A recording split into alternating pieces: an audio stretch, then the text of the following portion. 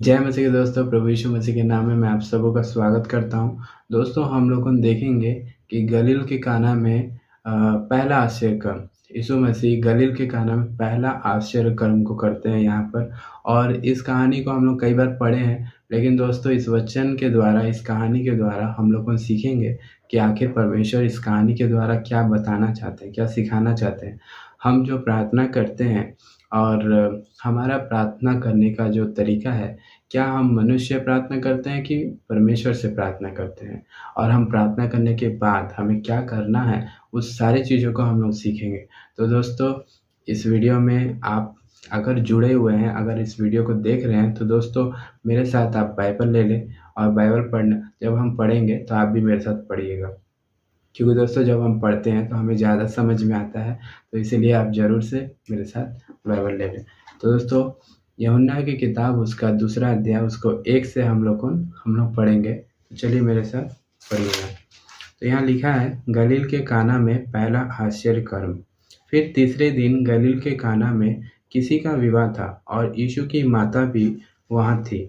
यीशु और उसके चेले भी उस विवाह में निमंत्रित थे। जब दाखरस घट गया तो यीशु की माता ने उससे कहा, उनके पास दाखरस नहीं रहा। यीशु ने उससे कहा, हे महिला, मुझे तुझसे क्या काम?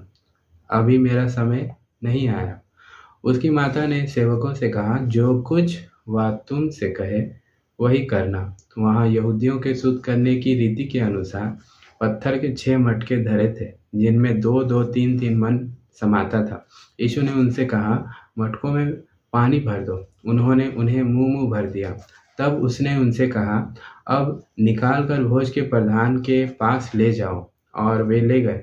जब भोज के प्रधान ने वह पानी चखा तो दाखरस बन गया था और नहीं जानता था कि वह कहाँ से आया है, परंतु जिन सेवकों ने पानी निकाला था वे जानते थे। तो भोज के प्रधान ने दूल्हे को बुलाकर उससे कहा, हर एक मनुष्य पहले अच्छा दाखरस देता है, और जब लोग पीकर थक जाते हैं तब मध्यम देता है, परंतु तूने तो अच्छा दाखरस अब तक रख छोड़ा है। यीशु ने गलील के काना में अपना पहला आश्चर्य चिन्ह दिखाकर अपनी महिमा प्रकट की। हालेलुया। तो दोस्तों, परमेश्वर यहाँ पर पहला चिन्ह को दिखाकर परमेश्वर अपनी महिमा को प्रकट करते हैं। दोस्तों, हमें सीखने की आवश्यकता है कि दोस्तों जब वहाँ दाखरस घट गया, वे सारे लोग चिंता करने लगे थे, सारे लोग घबराने लगे थे कि ऐसा कैसे हो गया, क्या हो गया, क्या करना पड़ेगा, बोल करके एक चिंताजनक बात थी। लेकिन उस बीच में जब मरियम को वहाँ पर पता चला कि यहाँ दाखरस घट गया है, तो मरियम ने पहला एक अच्छा कदम को उठाया। वो ना तो वहाँ पर दूल्हे के पास गई और ना ही चेले के पास, ना ही किसी लोग के पास, लेकिन यीशु की माता डायरेक्ट जाती है यीशु के पास।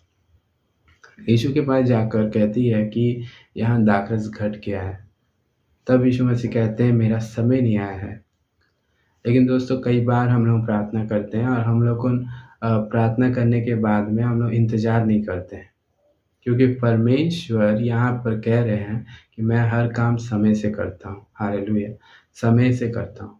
इसलिए दोस्तों, हम जब प्रार्थना करते हैं तो हमें समय का इंतज़ार करना है, क्योंकि बिना परमेश्वर समय को मतलब कि बिना समय को इंतज़ार किए परमेश्वर पहले ही कोई काम नहीं करते हैं।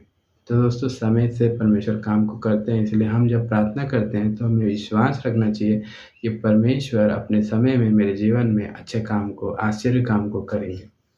पहली बात तो ये था दोस्तों। तो दूसरी बात हम देखेंगे कि दोस्तों वहाँ पे ज़रूर दाखरस घटने के द्वारा बहुत लोगों चिंता कर रहे होंगे, लेकिन बहुत लोग चिंता करते-करते लास्ट में वो लोग अपनी सारी मतलब कि इंतज़ार को खो दिए होंगे और वे वहाँ से चल गए।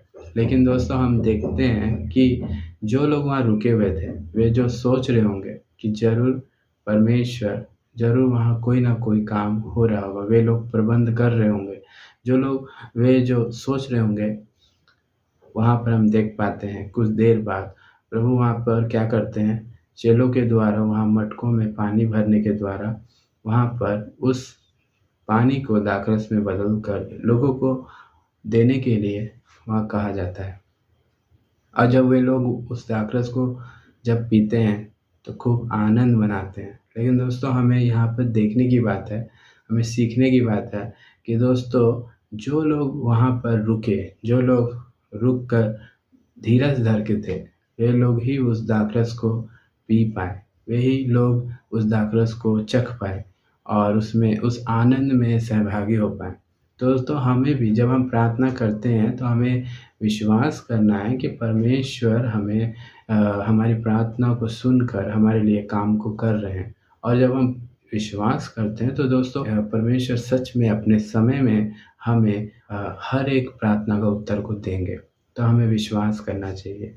तो दोस्तों और एक बात ये है कि कभी भी हम मनुष्य के पास ना जाएँ, बल्कि किसी लोग के पास ना जाएँ, बल्कि सीधे हम परमेश्वर के पास आने के लिए हमें कोशिश करना चाहिए। क्योंकि यहाँ पर हम देख पाते हैं मरियम कहीं नहीं गई, लेकिन यीशु के पास आती है। वैसे ही प्रभु के पास हमें आने के लिए हमें सीखना होगा, हमें जानना होगा कि हम सबसे पहले हम लोग क्या करते हैं, हम अपने लोगों को बता देते हैं, इधर-उधर बता देते हैं, लेकिन हमें सबसे पहले हमें परमेश्वर को बताना ज़रूरी है। इसीलिए दोस्तों सबसे पहले आप परमेश्वर के पास अपनी हर एक बातों को लेकर जाया कीजिए। तो दोस्तों जय मसीह की इस वचन के द्वारा अगर आप कुछ भी सीखे हैं, तो इन वचनों के द्वारा आपके जीवन में परमेश्वर आपको आशीष दे और भी परमेश्वर आपको आगे बढ़ाए।